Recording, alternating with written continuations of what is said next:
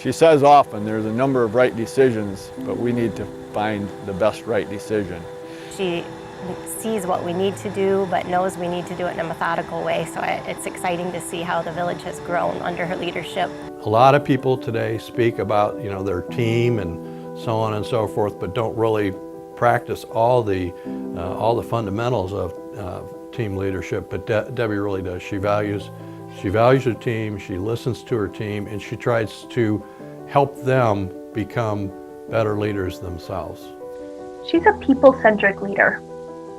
So she has a knack for understanding what people need and modifies her style to what they need, which I just think is invaluable. She's still a hometown girl.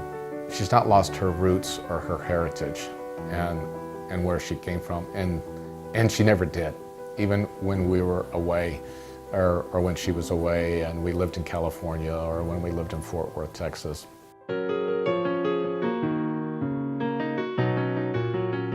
It was a big deal for me to go to college in California. From a little town to be able to go out there. And yet it was a small enough liberal arts school and had a wonderful background in communication disorders program, which is what I was pursuing. And I saw this cute young girl with long blonde hair and I sort of did a double take. It was like, oh, I have to find a way to meet her, And one of the extracurricular activities I did my freshman year was be involved with a Christian music and drama team.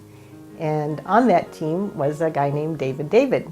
To my surprise, there she was as part of the group. And I thought, oh my gosh, how could I get so lucky? I actually was assigned to help him learn the music for the parts because he hadn't grown up in a musical background. I was a little deficient on the music end of the spectrum. He was much more entertaining and theatrical than I was and could dance better and everything too. So I don't know how I got so lucky.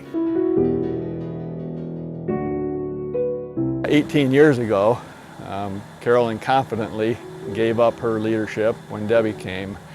And because she knew that Debbie came with the same determination as Erie had and the passion that she had, and that Debbie would do a fine job. And Debbie has done a great job delivering on that.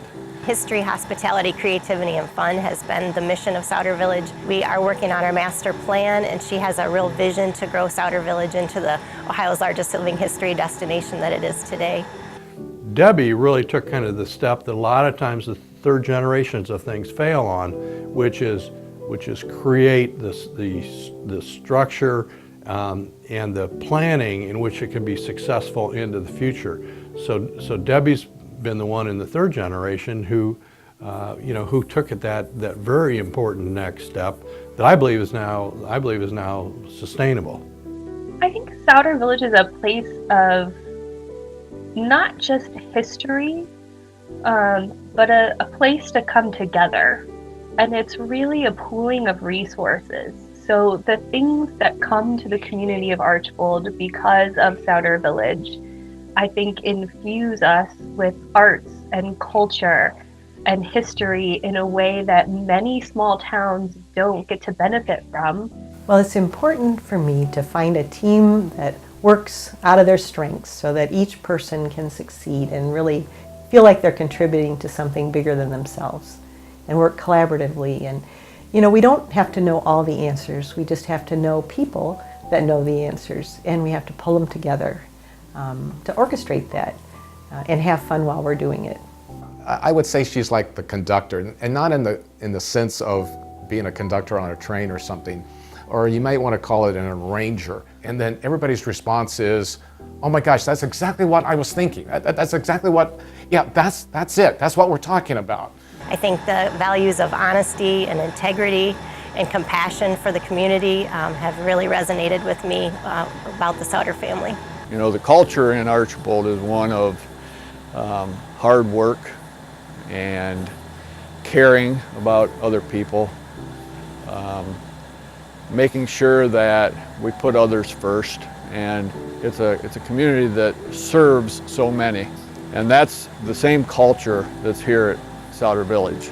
It's that culture of wanting to do what's best for our guests. It's the culture of innovation. everything my parents did, I never felt like they were putting on a front for anybody. They weren't trying to paint a picture of the world for me. They were very clear about, this is our role in the world. We are to be generous, honest people filled with integrity. And I think that those are values that have come down through the generations on both sides of my family. You know, I've lived a lot of places and I've traveled a lot of places, but it's really special to be here at home and be carrying on and building on the wonderful traditions that were started here by my grandfather. And to see this bloom and grow and to know that he would be excited is a wonderful thing. And to also feel the validation of the community.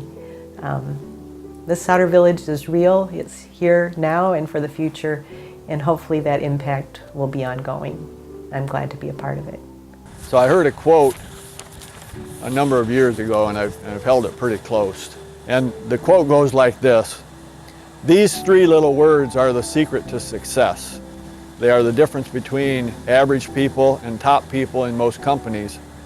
The top people always do what is expected and then some. They're thoughtful of others, they are considerate and kind, and then some. They meet their obligations and responsibilities fairly and squarely, and then some. They are good friends and helpful neighbors, and then some. I'm thankful for people like this, for they make the world more livable. Their spirit of service is summed up in these little words, and then some." I believe that reflects Debbie's life and who she is.